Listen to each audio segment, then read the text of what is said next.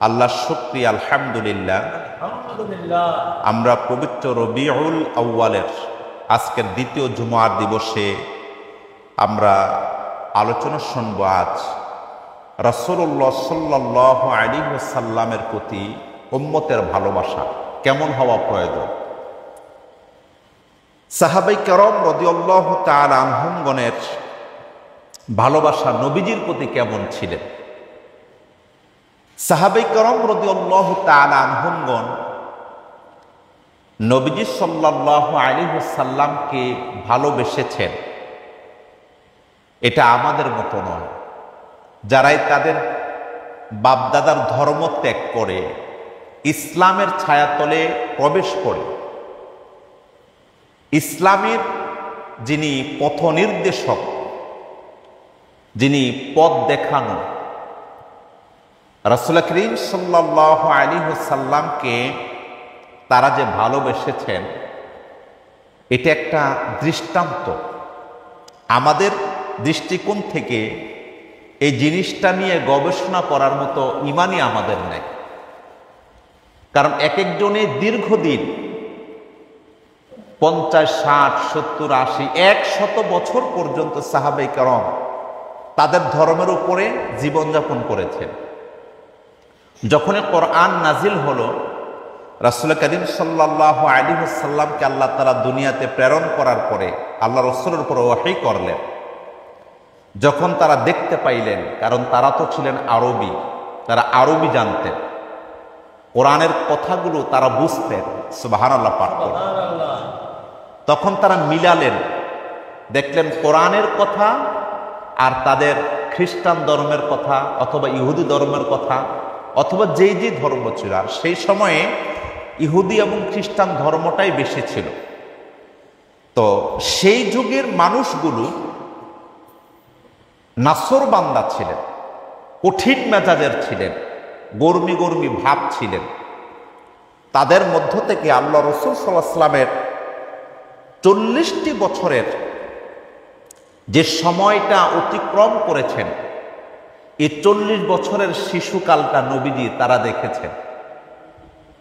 যে নবীজি সাল্লাল্লাহু আলাইহি ওয়াসাল্লামের শিশু সুলভ যে আচার আচরণগুলো অন্যান্য ছেলে শিশুদের মতো না। শিশুরা স্বাভাবিকত একটু চঞ্চল টাইপের হয়, তাদেরকে এদিকে যাইতে বললে তারা ওই দিকে যায়, তাদেরকে না বললে তারা হা বেশি করে, হা বললে না বেশি করে। এটা শিশু সুলভ আচরণ। কিন্তু মক্কার জ্ঞানী গুণী কাফের মুশরিকরা দেখলেন যে মুহাম্মদ সাল্লাল্লাহু আলাইহি ওয়াসাল্লাম তার ব্যতিক্রম, খুব ভদ্র, এত প্রস্ফুটিত, এত সুন্দর, গোলাপের পাপড়ি বললেও ভুল হবে। পৃথিবীতে কত ধরনের ফুল আল্লাহ আমাদেরকে দেখালেন, কিন্তু ফুলের সাথে রাসূলের তুলনাটা বেয়াদবি। ফুলের চাইতেও আর চমৎকার অবয়বে আল্লাহ রাসূল সাল্লাল্লাহু আলাইহি ওয়াসাল্লামকে সৃষ্টি করেছেন, সুবহানাল্লাহ। তো মক্কার মানুষরা দেখলেন যে মুহাম্মদ সাল্লাল্লাহু আলাইহি ওয়াসাল্লামের চারিত্রিক বৈশিষ্ট্য, চারিত্রিক কাঠামোগুলো দেখার যে একটা সৌন্দর্যতা, এটা মক্কার ইতিহাসে তারা কোনোদিন কোনো শিশুর সাথে তুলনা করতে পারেননি। এই জন্য শিশুদেরও সাইয়্যেদ রাসূল করিম সাল্লাল্লাহু আলাইহি ওয়াসাল্লাম। দেখার দিক থেকে কৈশোরকাল, এটাও কৈশোরকালদের ওই মানুষগুলোর চাইতে আমার নবীজি সাইয়্যেদ। কারণ নবীজির ভদ্র, সভ্য, নম্রতা, সুবহানাল্লাহ, তুলনা করার মতো কোনো ব্যক্তি নেই। আল্লাহ তাআলা এত চমৎকারভাবে রাসূল করিম সাল্লাল্লাহু আলাইহি ওয়াসাল্লামকে পৃথিবীতে প্রেরণ করেছেন। তারপর যৌবনকাল, নবীজি সাল্লাল্লাহু আলাইহি ওয়াসাল্লামের মাত্র 14তম বছর। ওই সময় 14 বছর একটা যুবক কি না বুঝে, সবই বুঝেন। আমার রাসূল সাল্লাল্লাহু আলাইহি ওয়াসাল্লাম 14 বছরের অন্যান্য বালকদের মতো উচ্ছৃঙ্খলতা, অভদ্রতা, নিয়মের অনিয়ম কোনো নিদর্শন নবীজির প্রতি নাই। আল্লাহু আকবার। এজন্য মক্কার বড় বড় কাফের নেতা যারা ছিলেন, আবু জাহেল, আবুল আহাব, উতবা, সাইবা, তো তারা মুহাম্মদ সাল্লাল্লাহু আলাইহি ওয়াসাল্লামের নিকটে এসে দোয়া চাইতেন। বলতো, আমরা ব্যবসার কাজে বের হচ্ছি, তুমি দোয়া করো আমাদের জন্য, তোমার মতো ভদ্র ছেলে এই সমাজে হয় না। সুবহানাল্লাহ বলবেন না? নবীজি সাল্লাল্লাহু আলাইহি ওয়াসাল্লামের যৌবন কাল থেকে শুরু করে আল্লাহর নবীজি যখন 25তম বছরে পদার্পণ করেন, নবীজি তখনও তো রিসালাত প্রাপ্ত হননি। ওই মুহূর্তে 50 বছরের বয়স্কা মা খাদিজা রাদিয়াল্লাহু তাআলা আনহার সাথে আমার নবীজি বিয়ের পিঁড়িতে বসলেন। আমার নবীজি বিয়ের করার পরেও আরো 15টি বছর পর আল্লাহ তাআলা নবীকে রিসালাতের দায়িত্ব দান করলেন। সুবহানাল্লাহ। রিসালাতের দায়িত্ব পাওয়ার 15 বছর আগে খাদিজা রাদিয়াল্লাহু তাআলা আনহা, আমাদের আম্মাজি, আরো তিনি 2টি বিবাহ বসেছিলেন, 2টি সংসার তিনি করেছিলেন। তৃতীয় সংসার আমাদের রাসূল সাল্লাল্লাহু আলাইহি ওয়াসাল্লামের সাথে হলো। খাদিজা রাদিয়াল্লাহু তাআলা আনহা বর্ণনা করলেন, মুহাম্মদ সাল্লাল্লাহু আলাইহি ওয়াসাল্লাম রিসালাত পাওয়ার আগে যদি তিনি রিসালাত পাওয়ার পরে মানুষ একরকম থাকে, আমাদের দেশের যারা নেতা নেত্রী হন, নেতা হওয়ার আগে তার স্বভাব চরিত্র একরকম, যখন এমপি মন্ত্রী পাওয়ারফুল কোনো ব্যক্তি হয়ে যান তখন একটু স্ট্যাটাস, ভদ্রতা একটু বেশি দেখা যায়। তো এরকম কোনো তারতম্য আমাদের রাসূল সাল্লাল্লাহু আলাইহি ওয়াসাল্লামের মাঝে ছিলেন না। জবান খুলে আল্লাহু আকবার বলেন। আমার নবীজি সাল্লাল্লাহু আলাইহি ওয়াসাল্লাম রিসালাতের আগেই গোটা পৃথিবীতে আলোকিত হয়ে গিয়েছেন যে এমন একজন ব্যক্তি, এমন একজন মানুষ, এই মানুষটিকে আল্লাহ তাআলা এত সুন্দরভাবে পৃথিবী প্রেরণ করেছেন, যে মানুষটিকে আল্লাহ তাআলা কিয়ামত পর্যন্ত অতীতের ভবিষ্যতের সকল মানুষের জন্য আল্লাহ তাআলা অনুসরণীয়, অনুকরণীয় বানিয়ে দিয়েছেন। সুবহানাল্লাহ বলেন। আল্লাহ তাআলা স্বয়ং রাসূল করিম সাল্লাল্লাহু আলাইহি ওয়াসাল্লামের শিক্ষক ছিলেন। আমার আল্লাহর সমস্ত ইচ্ছাটা, চিন্তা চেতনাটা রাসূল করিম সাল্লাল্লাহু আলাইহি ওয়াসাল্লামের মাধ্যমে দান করে গোটা পৃথিবীর মানুষকে আল্লাহ তাআলা জানিয়ে দিলেন, তোমরা আমি আল্লাহকে, মুহাম্মদ সাল্লাল্লাহু আলাইহি ওয়াসাল্লামকে এত সুন্দর, এতটা মর্যাদা, এতটা আকর্ষণ দিলাম, তার চাইতে তো আমি আল্লাহ আরো বেশি আকর্ষিত, আরো বেশি সুন্দর। কারণ নবীজি সাল্লাল্লাহু আলাইহি ওয়াসাল্লাম বললেন, হাসরের মাঠ যখন কায়েম হয়ে যাবে, আল্লাহ তাআলা যখন জান্নাত উদ্বোধন করবেন, তখন হাসরের ময়দানে ওই মাঠের ভিতরে গোটা জান্নাতবাসী সকলে উদ্বোধনী একটা অনুষ্ঠান হবে। সুবহানাল্লাহ জোরে বলুন। ওই উদ্বোধনের অনুষ্ঠানের চিফ গেস্ট হবেন মুহাম্মাদুর রাসূলুল্লাহ সাল্লাল্লাহু আলাইহি ওয়াসাল্লাম। সভাপতিত্ব করবেন মহান আল্লাহ রাব্বুল আলামিন সহ বিশেষ আলোচক হিসেবে থাকবেন হযরত দাউদ আলাইহিস সালাতু ওয়াস সালাম। সুবহানাল্লাহ জোরে বলেন। সুবহানাল্লাহ। তো নবীজি সাল্লাল্লাহু আলাইহি ওয়াসাল্লাম বলেন, সেখানে সর্বপ্রথম উদ্বোধনী তেলাওয়াত করবেন দাউদ আলাইহিস সালাতু ওয়াস সালাম।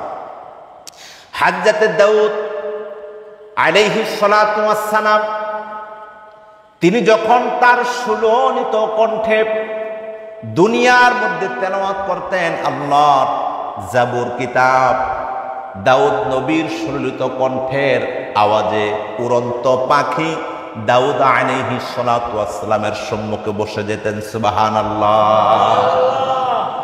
নদী নালা খাল বিলের মাছগুলো দাউদ আলাইহিস সালাতু ওয়াস সালামের কণ্ঠের তেলাওয়াত শোনার জন্য পানি থেকে লাফিয়ে লাফিয়ে জমিনে উঠে যেতেন।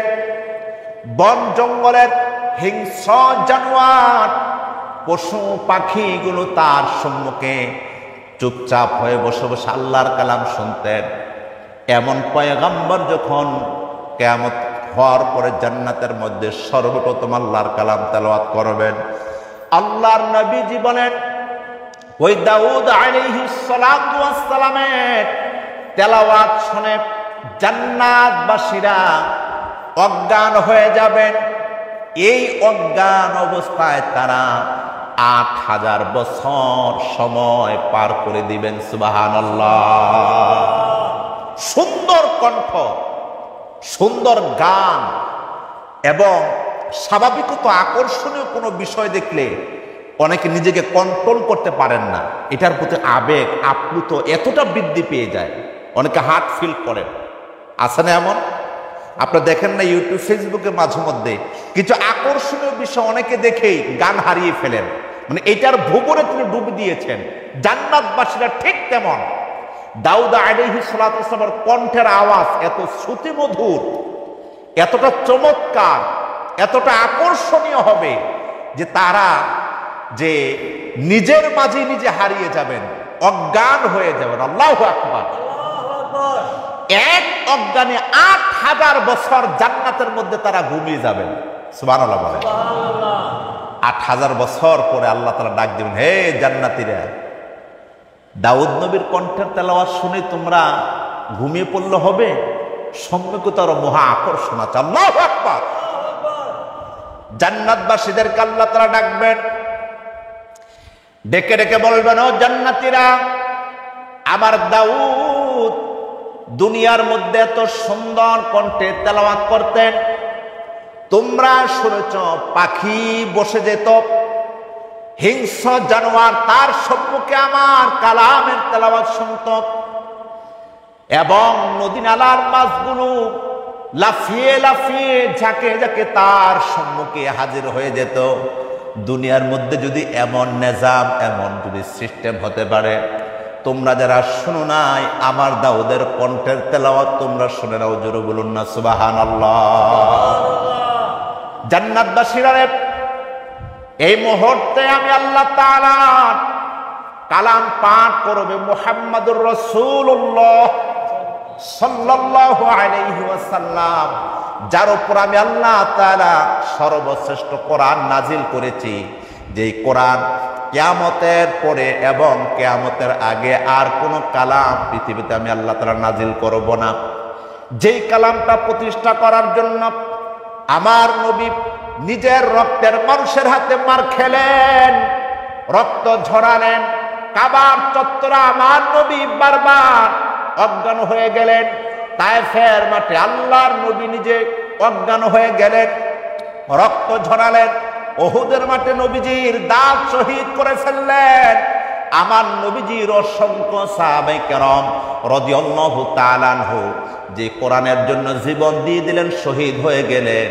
ওই কোরআনের তেলাওয়াত তোমরা যারা মুহাম্মদের কণ্ঠে শুনো নাই, আজকে জান্নাতের মধ্যে কি তোমরা শুনবে না? জোরে বলুন সুবহানাল্লাহ।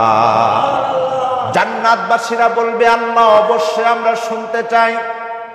আল্লাহর নবী সাল্লাল্লাহু আলাইহি ওয়াসাল্লামের সুললিত কণ্ঠের তেলাওয়াত জান্নাতবাসী যখন শ্রবণ করবে, রাসূল সাল্লাল্লাহু আলাইহি ওয়াসাল্লাম বলেন, নবীজির তেলাওয়াত শেষ হওয়া হতে দেরি হবে, ওই মুহূর্তে জান্নাতবাসী এমনভাবে নিজের গবেষণার ভুবনে নিজেকে হারিয়ে ফেলবেন। ওই হারানো অজ্ঞান অবস্থা তারা ৮ লক্ষ বছর জান্নাতের মধ্যে ঘুমিয়ে যাবেন। আল্লাহু আকবার। ৮ লক্ষ বছর জান্নাতের মধ্যে ঘুমিয়ে যাওয়ার পরে আল্লাহর নবী মুহাম্মদুর রাসূলুল্লাহ সাল্লাল্লাহু আলাইহি ওয়াসাল্লাম বলেন, আল্লাহ তাআলা ডাক দিবেন, ও জান্নাতীরা, যার কালাম তোমরা এত সুন্দরভাবে শুনে, একজনের তেলাওয়াত শুনে ৮,০০০ বছর, আর আমার মুহাম্মদ সাল্লাল্লাহু আলাইহি ওয়াসাল্লামের তেলাওয়াত শুনে ৮ লক্ষ বছর, আর তোমরা আমি আল্লাহর কণ্ঠে কি আমার তেলাওয়াত শুনবে না? জোরে বলুন সুবহানাল্লাহ। জান্নাতবাসী বলবে, হ্যাঁ আল্লাহ, অবশ্যই আমরা আপনার কণ্ঠে তেলাওয়াত শুনবো, কারণ যিনি আল্লাহ তাআলা এই কোরআনের সরাসরি মালিক, এ কোরআন যার কথা, এখন যিনি বানিয়েছেন তার জবান দিয়ে আমরা তেলাওয়াত শুনে আল্লাহ রসুল বলেন 8 কোটি বছর মানুষ জান্নাতের মধ্যে অজ্ঞান অবস্থায় পড়ে থাকবে। সুবহানাল্লাহ বলেন। তো নবীজি সাল্লাল্লাহু আলাইহি ওয়াসাল্লামের শানে বলতে গিয়ে এই যে কোরআনের প্রতি আকর্ষণ, মানে কোরআনটা কেমন একটা শ্রুতি মধুর একটা তেলাওয়াতের কিতাব, এটা তো আমরা দুনিয়াতে বুঝি না। আল্লাহর যদি নিয়ামত, আল্লাহর রহমতে আমরা জান্নাতে যেতে পারলে অবশ্যই ইনশাল্লাহ আমরা সেখানে এটার মর্যাদা, এটার মজা আমরা সেদিন বুঝবো। তবে দুনিয়ার মধ্যে যারা এই কোরআনের নবীকে পছন্দ করেছে, ভালোবেসেছে, নিজের বংশ পরিচয়, নিজের মান মর্যাদার সবকিছু ত্যাগ করে সাহাবায়ে কেরাম রাদিয়াল্লাহু তাআলা আনহুমগণ, অথচ আমরা নবীজির শান মান যতটুকুন বুঝি তার চাইতে বেশি আমরা ভিন্ন দিকে, বিপরীতে আমাদের আবেগ, অনুভূতি, ভালোবাসা আমরা সবচেয়ে বেশি প্রকাশ করি। কথা ঠিক না বেঠিক বলে? অত সাহাবায়ে কেরাম রাদিয়াল্লাহু তাআলা আনহুমগণ জান্নাতের 1 নাম্বার, তারা হলেন প্রতিনিধি, 1 নাম্বার জান্নাতের মেহমান। কেন হলেন? তারা তাদের নিজের খায়েশ, নিজের লোভ, নিজের ইচ্ছা, নিজের আবেগ, নিজের অনুভূতি সব ত্যাগ করে দিয়েছেন আল্লাহর খুশির জন্য, রাসূল সাল্লাল্লাহু আলাইহি ওয়াসাল্লামকে ভালোবেসে। সুবহানাল্লাহ বলবেন না? এজন্য আল্লাহ তাআলা কোরআন আল কারীমের সূরা আল ইমরান 31 নং আয়াতে কারীমার মাঝে আল্লাহ তাআলা বলেন, কুল ইন কুনতুম তুহিব্বুনাল্লাহা ফাত্তাবিউনি ইউহিব্বুকুমুল্লাহ ওয়া ইয়াগফির লাকুম যুনুবাকুম ওয়াল্লাহু গফুরুর রহিম। আল্লাহু আকবার। আল্লাহ তাআলা নিজে বলেন, হে আমার রাসূল আপনি জানিয়ে দেন যে বা যারা আমি আল্লাহ তাআলাকে ভালোবাসতে চায়, আল্লাহকে যারা ভালোবাসতে চায় তারা যেন ফাত্তাবিউনি, আপনি মুহাম্মদ সাল্লাল্লাহু আলাইহি ওয়াসাল্লামকে অনুসরণ করে, অনুকরণ করে, আপনি মুহাম্মদ সাল্লাল্লাহু আলাইহি ওয়াসাল্লামকে যারা অনুসরণ অনুকরণ করবে, ইউহিব্বুকুমুল্লাহ, আমি আল্লাহ ওই মানুষগুলোকে ভালোবাসবো। সুবহানাল্লাহ।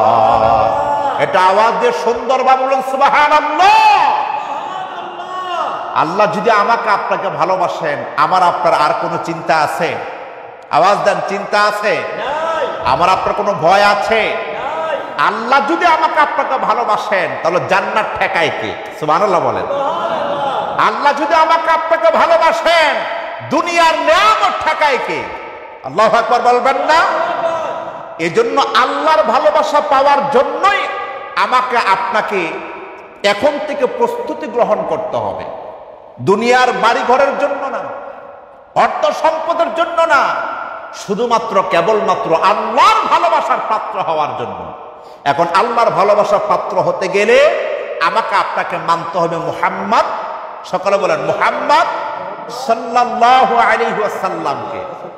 যারা শিশু তাদেরকে আমার শিশুকাল, আমার নবীজির শিশুকালের মতো তাকে লালন পালন করতে হবে। যারা কিশোর, আমার নবীজির কৈশোরকাল দিয়ে ওই আমার কিশোর বাচ্চাদেরকে লালন পালন করতে হবে। যারা যুবক, ওই যুবকদেরকে আমার নবীজির যৌবন কাল দিয়ে সাজাতে হবে। কথা ঠিক না ঠিক বলেন?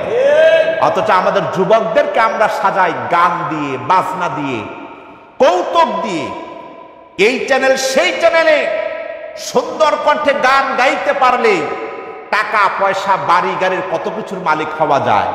সেই লোভে আমরা মুসলমানেরা আমাদের সন্তানগুলোকে কেজি স্কুল থেকে, প্রাইমারি স্কুল থেকে শিল্পী বানাই, নায়ক নায়িকা বানাই, ড্যান্সার বানাই। কথা জোরে বলেন, ঠিক না ঠিক বলেন? অথচ আমার দেশটা পৃথিবীর 2য় বৃহত্তম মুসলিম দেশ। আমার দেশের মানচিত্রে যেহেতু মুসলিম লেখা, আমার আপনার শিশুগুলোকে, আমার আপনার কিশোরগুলোকে, আমার আপনার যুবকগুলোকে, যুবতীগুলোকে অবশ্যই ইসলামের শিক্ষায় শিক্ষিত করা ফরজ আইন। অথচ এই ব্যাপারে আমার আপনার কারো কোনো মাথা ব্যথা নাই। কথা জোরে বলেন, ঠিক না ঠিক? বর্তমানে আমরা একটা বিষয় দেখতে পাচ্ছি, গোটা বাংলাদেশ ব্যাপী এই বিষয়ে খুব আলোকিত। সারা বাংলাদেশে ৬৩,০০০ প্রাইমারি স্কুলে গানের টিচার নিয়োগ দেওয়া হচ্ছে। কত হাজার?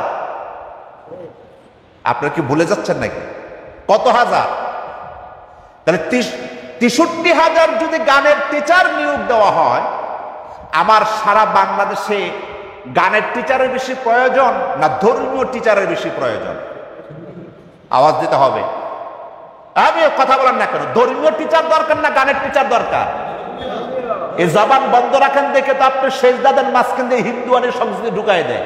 একটু কথা বলতে হবে আমাকে, আপনাকে। আপনার সন্তান যে প্রাইমারি স্কুলে যাচ্ছে, হাই স্কুলে যাচ্ছে, কলেজে যাচ্ছে, আপনি তো মুসলমান। আপনার সন্তানটাকে আপনি মুসলমান বানাতে চান না হিন্দু বানাতে চান না ইহুদি খ্রিস্টান বানাতে চান? তো যদি নাই চান, আপনি সেজদা দিবেন যেই সচেতনতায়, এই সেজদার মালিকের কথাটাও মসজিদের বাহিরে কায়েম করার জন্য আরো বেশি সচেতন থাকতে হবে। সারা বাংলাদেশে ৬৩,০০০ আমার গানের টিচার দরকার নাই। গান শেখানো ফরজ নয়, কোরআনের শিক্ষা দেওয়া ফরজ। কথা ঠিক না ব্যাঠিক বলে? আমরা গভর্নমেন্টকে অনতিবিলম্বে আহ্বান করছি, আপনার এই নিয়োগ প্রক্রিয়া এখানে স্টপ রাখুন। সারা বাংলাদেশের প্রতিটা প্রাইমারি স্কুলে, প্রতিটা হাই স্কুলে একজন ইসলামী শিক্ষক নিয়োগ দেওয়ার জন্য এটা আমাদের প্রাণের দাবি, দিতেই হবে। এটা মুসলিমদের দেশ। কথা ঠিক না ব্যাঠিক বলে? এখন আপনি আমি যদি ইসলাম শিক্ষা, কোরআনের শিক্ষা, নবীজির আদর্শের শিক্ষাটা যদি আমি কায়েম করতে না চান, এখন আপনি মসজিদে গিয়ে বললেন নবীজি আপনাকে খুব ভালোবাসে, আল্লাহ বলছে, আল্লাহর ভালোবাসা পাওয়ার জন্য আপনি ভালোবাসেন। কিন্তু আপনি শুধু ভালোবাসলেন নামাজ দিয়া, রোজা দিয়া, হজ যাকাত দিয়া, কিন্তু আপনার সন্তানটাকে, আপনার পরিবারটাকে, আপনার সমাজটাকে, আপনার রাষ্ট্রটাকে ভালোবাসার পাত্র বানাতে চান না। আপনি কি অরিজিনাল মুসলমান না সুবিধাবাদী? কারণ আপনি নিজেরটা বুঝলেন, অন্যেরটা বুঝলেন না। ইসলামে কোনো সুবিধাবাদীর অপশন নেই। এজন্য আল্লাহ রাব্বুল আলামিন বলেন, ইয়া আইয়ুহাল্লাযীনা আমানু কু আনফুসাকুম ওয়া আহলিকুম নারা ওয়াকুদুহান নাস ওয়াল হিজারা। ও ঈমানদার মুসলমানেরা, তোমরা আমি আল্লাহ তাআলার জাহান্নামের আগুন থেকে নিজেরা বাঁচাও। ওয়াহলিকুম নারা, তোমার পরিবার পরিজন, সমাজ, দেশের মানুষগুলোকে বাঁচাও। এই জন্য আপনি নিজেই ইসলাম বুঝলেন, আরেকজনকে বুঝাতে পারলেন না, আপনি কসমিন কালো মুসলমান হতে পারবেন না। কথা ঠিক না বেঠি? এজন্য মুহাম্মদ সাল্লাল্লাহু আলাইহি ওয়াসাল্লামকে ভালোবাসার যে অপশন, যে ক্রাইটেরিয়া, যে পদ্ধতি, এই পদ্ধতিটা হলো গোপনে নয়, এককভাবে নয়, এটা হলো জামাত। গোটা উম্মাহকে নিয়ে আমাকে, আপনাকে, আমার নবীজিকে ভালোবাসতে হবে। কথা জোরবার ঠিক না বেটি? যদি এককভাবে ভালোবাসলে আল্লাহর জান্নাত পাওয়া যেত, তাহলে আবু বকর সিদ্দিক রাদিয়াল্লাহু তাআলা আনহু যখন রাসূল কারীম সাল্লাল্লাহু আলাইহি ওয়াসাল্লামের হাতে বায়াত গ্রহণ করলেন, আর নবীজি সাল্লাল্লাহু আলাইহি ওয়াসাল্লামের বায়াত গ্রহণ করার কারণে আবু বকর সিদ্দিক রাদিয়াল্লাহু তাআলা আনহু মার খাওয়া লাগতো না। কথা ঠিক না বেঠিক বলে? আবু বকর সিদ্দিক রাদিয়াল্লাহু তাআলা আনহুর মতো নম্র, ভদ্র, নরম তবিয়তের মানুষ মক্কার জমিনে আমার নবীজির পর অদ্বিতীয় আর কেউ ছিল না। কথা ঠিক না? আপনি ইতিহাস পড়েছেন। অথচ আবু বকর সিদ্দিক রাদিয়াল্লাহু তাআলা আনহু যখন কালিমা পড়লেন, মুসলমান হয়ে গেলেন, আবু বকর সিদ্দিক রাদিয়াল্লাহু তাআলা আনহু বাইতুল্লাহর সম্মুখে, কাবার সম্মুখে গিয়ে বললেন, লা ইলাহা ইল্লাল্লাহু মুহাম্মাদুর রাসূলুল্লাহ। এই কথা যখন আবু জাহেল, আবু লাহাবের অংশাঙ্গপাঙ্গরা শুনল, আমার আবু বকর সিদ্দিক রাদিয়াল্লাহু তাআলা আনহুকে ইচ্ছে মতো মার দিলেন, অজ্ঞান করে ফেললেন।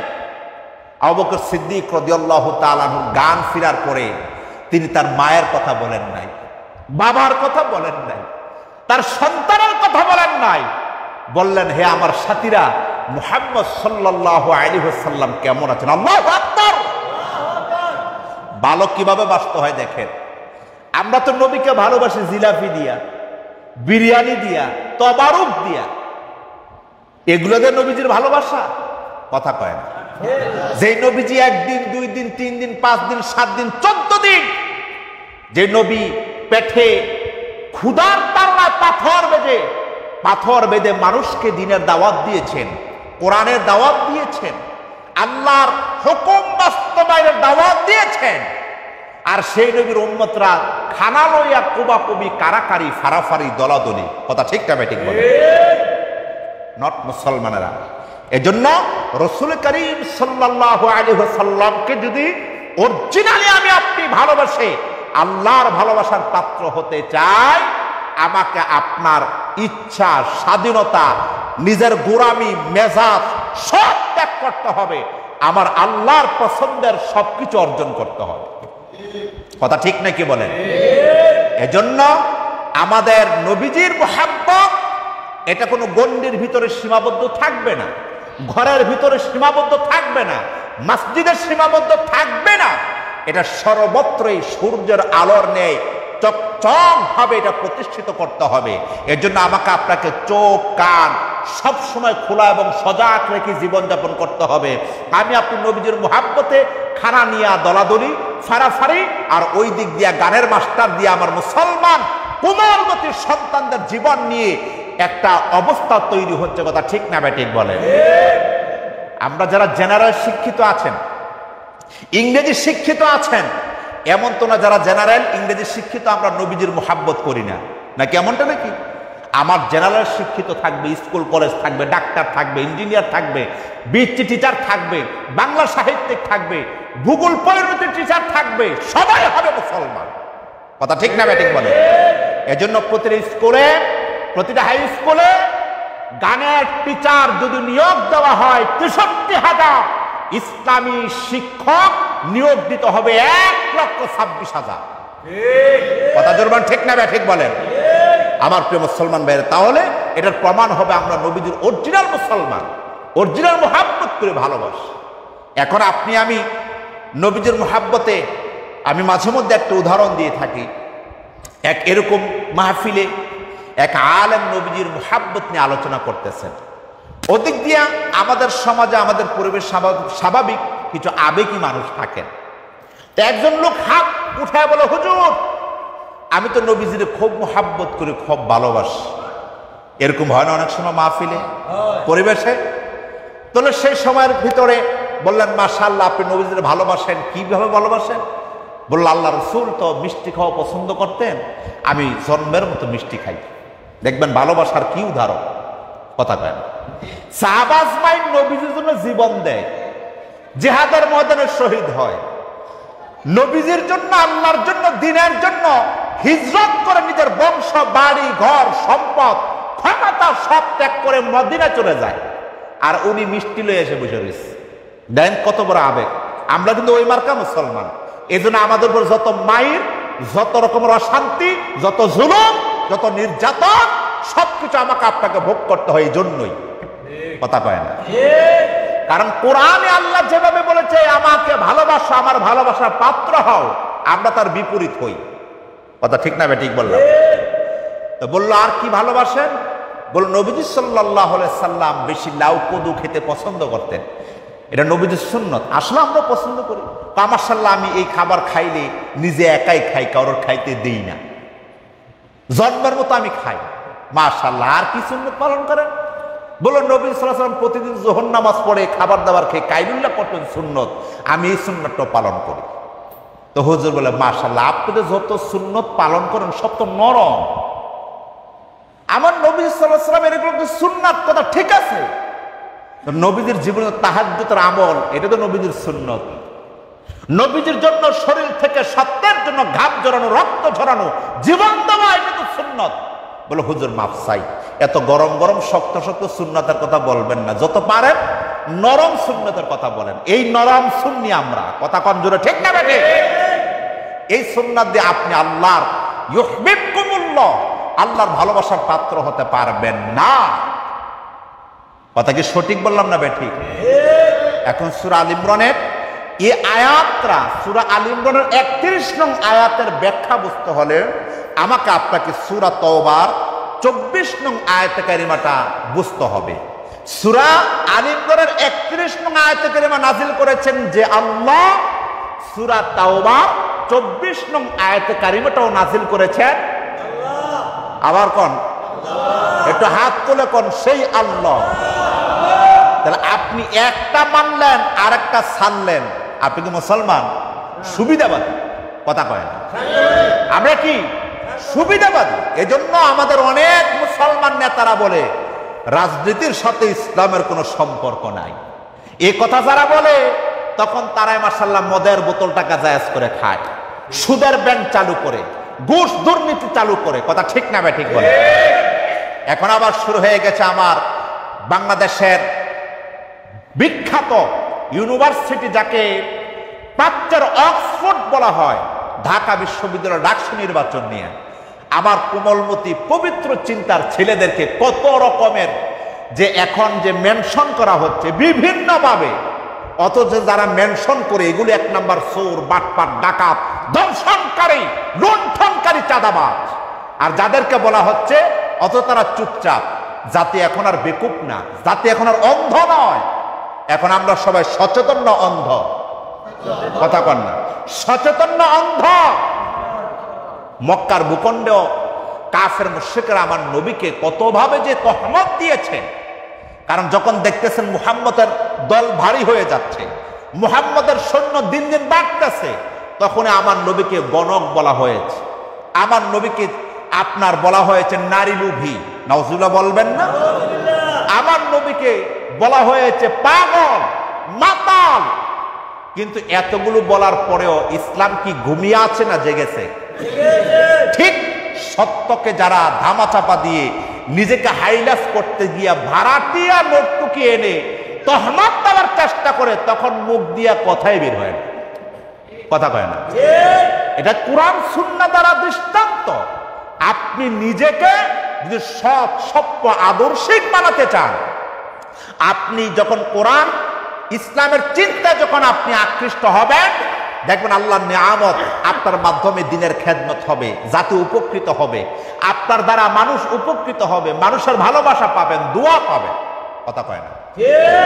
আর যখন আপনি যত চাঁদাবাজ, যত 2 নাম্বার লোক, হাজার লক্ষ হোক, আপনি এখন বানাইয়া সত্যকে মিথ্যা বলতে যাবেন, তখনই আল্লাহর জালিমের জুলমের পরীক্ষার মধ্যে আপনি পড়ে যাবেন। কথা ঠিক না বেটি? এজন্য নবীজি সাল্লাল্লাহু আলাইহি ওয়াসাল্লামের উপরে আল্লাহ তাআলা সূরা তাওবার 24 নং আয়াতে কারিমা নাযিল করে জানিয়ে দিলেন, গোটা দুনিয়ার মানুষেরা তবারক দিয়া, জিলাফি দিয়া, ঘুম দিয়া আমার নবীকে ভালোবাসবা। এই ভালোবাসার প্রমাণ এরকম নয়। কেমনে ভালোবাসতে হবে আল্লাহ তাআলা জানিয়ে দিয়েছেন। জরুর আল্লাহু আকবার। আল্লাহ রাব্বুল আলামিন বলেন, قل إن كان آباؤكم وأبناؤكم وإخوانكم وأزواجكم وعشيرتكم وأموال اقترفتموها وتجارة تخشون كسادها ومساكن ترضونها أحب إليكم من الله ورسوله وجهاد في سبيله فتربصوا حتى يأتي الله بأمره والله لا يهدي القوم الفاسقين। আল্লাহ রাব্বুল আলামিন বলেন, হে নবী আপনি বলে দেন, তোমাদের পিতা, পুত্র, ভাই, স্ত্রী, নিজ বংশ, ধন সম্পদ সমূহ তোমরা যা আয় করো, ব্যবসা বাণিজ্য মন্দা হওয়ার আশঙ্কা করো, এবং বাসস্থান তোমরা যাকে ভালোবাসো, আল্লাহ ও তার রাসূল এবং তার পথে জিহাদ করার চাইতেও যদি এগুলোকে অধিক প্রাধান্য দাও, তাহলে তোমরা আল্লাহর শাস্তি আসা পর্যন্ত অপেক্ষা করো। ওয়াল্লাহু লা ইয়াহদিল কওমাল ফাসিকিন। আল্লাহ তাআলা কোন ফাসিক সম্প্রদায়কে হেদায়েত দেন না। জোরে কোন নাউজুবিল্লাহ। আল্লাহ তাআলা স্পষ্ট করে দিয়েছেন, আমি আল্লাহকে, আমার মুহাম্মদ সাল্লাল্লাহু আলাইহি সাল্লামকে যদি তোমরা ভালোবাসতে চাও, আবাউকুম, তোমাদের পিতাদেরকে, তোমাদের পিতা, ওয়া আবনাউকুম, এবং তোমাদের পুত্রদেরকে, ওয়া ইখওয়ানুকুম, আর তোমাদের ভাই সমূহকে, ওয়া আজওয়াজুকুম, তোমাদের স্ত্রীদ্বয়কে, ওয়া আশিরাতুকুম, এবং তোমাদের নিকটতম আত্মীয় স্বজন যারা আছে তাদেরকে, ওয়া আমওয়ালুন ইকতারাফতুমুহা ওয়া তিজারাতুন, এবং তোমাদের মাল সম্পদ, তোমাদের ব্যবসা বাণিজ্য, তাখশাউনা, এগুলোর প্রতি আসক্ত হয়ে, কাসাদাহা ওয়া মাসাকিনা তারদাউনাহা, এগুলো তোমরা ছেড়ে দেওয়ার ভয়ে, আহাব্বা ইলাইকুম মিনাল্লাহি ওয়া রাসূলি, আল্লাহ এবং রাসূলের চাইতে বেশি প্রিয় মনে করে,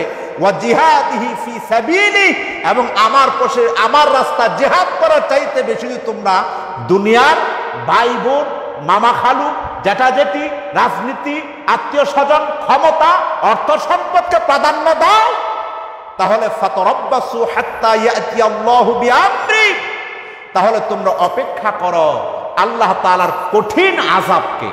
কে বলেছেন এই কথা? আল্লাহ। একটু সুন্দর করে আওয়াজ দিয়ে বলতো, কে বলেছেন এই কথা? আল্লাহ। তার মানে বোঝা গেল আমার আপনার আল্লাহকে ভালোবাসার জন্যই আমি আপনি আমার আপনার মা বাবাকে ভালোবাসবো। কথা কি ঠিক নয়? কি বলে কথাটা? এমন নয়, কথাটা কি এমন নয়? আল্লাহ বলেছেন আমি আপনি আল্লাহর ভালোবাসা পাওয়ার জন্যই আমার আপনার মা বাবাকে ভালোবাসবো। এখন মনে করেন আপনি একজন ইসলামিক মাইন্ডের লোক, আপনি একজন ইসলাম বুঝার লোক, কিন্তু আপনার মা আপনাকে বারণ করে, বাধা দেয়, আপনার ভাই আপনাকে বাধা দেয়, আপনার স্ত্রী আপনাকে বাধা দেয়, আপনার ভাই বোন আপনাকে বাধা দেয়, এমন লোক আছে না? আওয়াজ দিতে হবে, আছে না? আমরা বিগত সময়টা তো দেখেছি, আমাদেরকেই প্রতিবেশী দাওয়াত দিয়ে কল দিয়ে বলতো একটু সাবধানে চলাফেরা কইরো, একটু সাবধানে থাইকো, যুগ ভালো না, দিন ভালো না। আচ্ছা, যাদের ভয়ে বলে সাবধানে থাকতে, তারা কি মুসলমান ছিল না? আওয়াজ দিবেন, ছিল না? তাহলে তারা যদি মুসলমান হয়, আমি হক কথা বলার কারণে, আমি কোরআনের কথা বলার কারণে, আমার আল্লাহ রাসূলের কথা বলার কারণে আমাকে কেন সাবধানে থাকতে হবে? সে যদি নিজেকে মুসলমান দাবি করেই থাকে, আমি অবশ্যই তার দাবির ছায়ায় অবশ্যই আমি নিরাপদ থাকার কথা। কিন্তু দেখা গেছে ভিন্ন, তিনি নামাজ, রোজা, হজ, যাকাত সব পছন্দ করেছেন, ইসলামী আন্দোলন, ইসলামী হুকুমত, মুহাম্মদ সাল্লাল্লাহু আলাইহি ওয়াসাল্লামের আদর্শ জমিনে কায়েম করাটা পছন্দ করেন নাই, অথচ মুখ দিয়ে বলেছেন মদিনার সনদেই বাংলাদেশ পরিচালনা করব। কথা ঠিক না ব্যাঠিক বলেন? এই কথা শুনে তো আমরা মাশাআল্লাহ বিভাজনে পড়ে গিয়েছি। মাশাআল্লাহ, সুন্দর কথা। বাংলাদেশের মানুষ আবার 5 বছর পরে দেখলো মদিনার সনদের কথা বলে আমাকে আপনাকে মিষ্টি খাওয়াইয়া, জিলাপি খাওয়াইয়া, ঘুম পাড়াইয়া উনি মুদির সনদে বাংলাদেশ চালাইছে।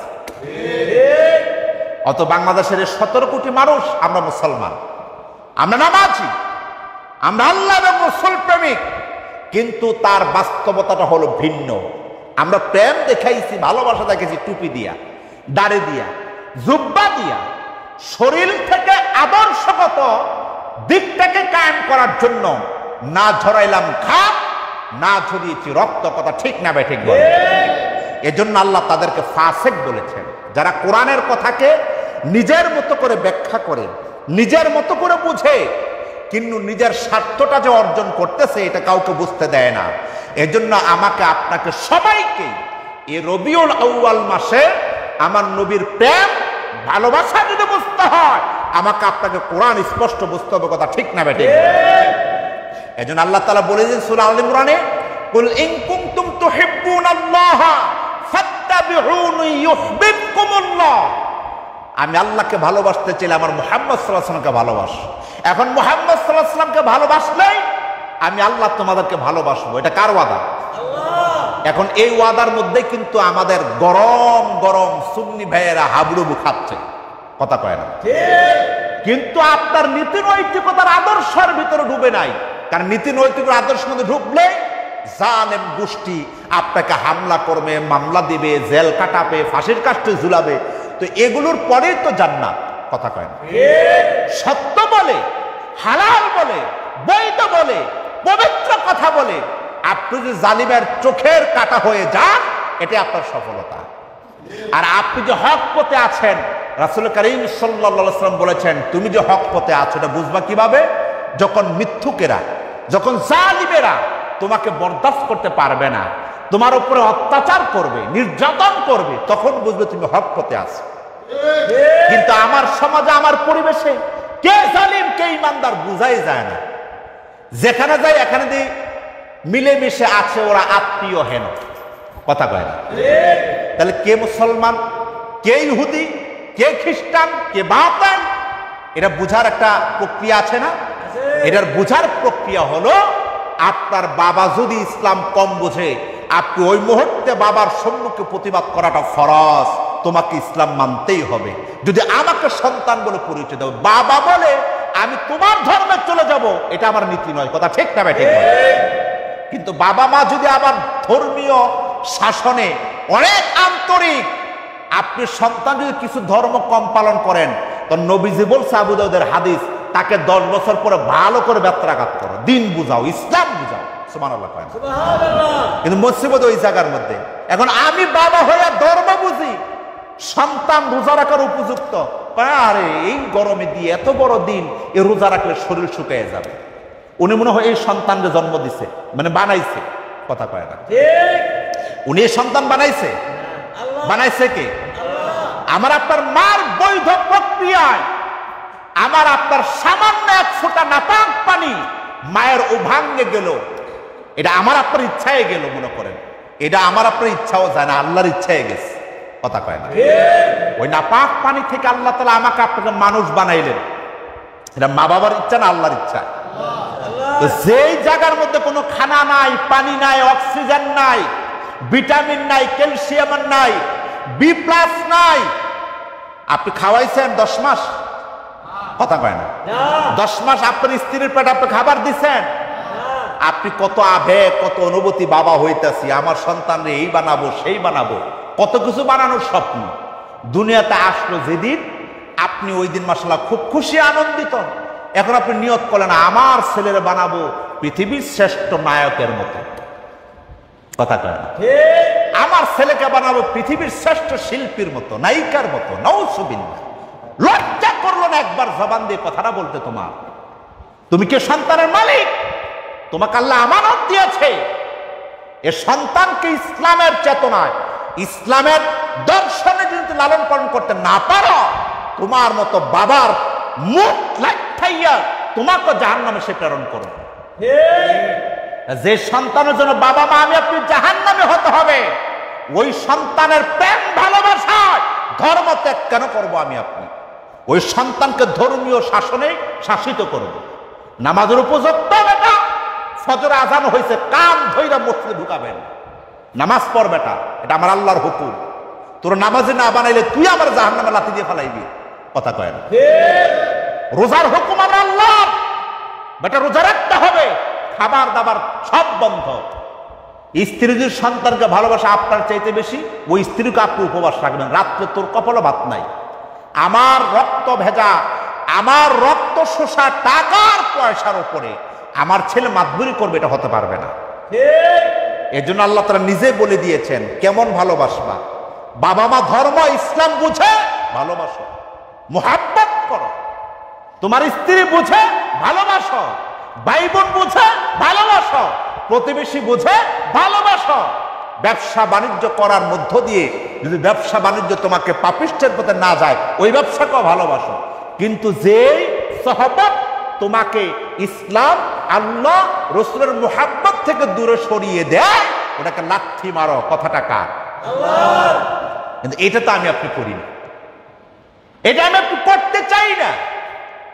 বাবা তো দূরের কথা, কোন মায়ের সন্তান চেহারা দেখলে মনে হয় সারা রাত বড় মদ খায়, চেহারা দেখতে মনে হয় কুকুরের চাইতেও নিকৃষ্ট ছবি ছুটে, ওইটার আমি নেতা মানি, কথা কয় না। অথচ আল্লাহ তাআলা স্পষ্ট কি বললেন? সূরা তাওবা 24 নং আয়াতে, আমি একটু অনুবাদ করবেন আল্লাহর হস্তে। ওলামায়ে কেরাম কি বানিয়ে কথা বলে না কোরআন সুন্নাহর সঠিক কথা বলে? এটা একটু দেখবেন, বুঝবেন। যদি কোরআনের এই মেসেজগুলো বুঝেন, ইউহিব্বুকুমুল্লাহ, আল্লাহ তাআলা আমাকে আপনাকে ভালোবাসবেন, ভালোবেসে যাবেন। জোরে বলুন আলহামদুলিল্লাহ।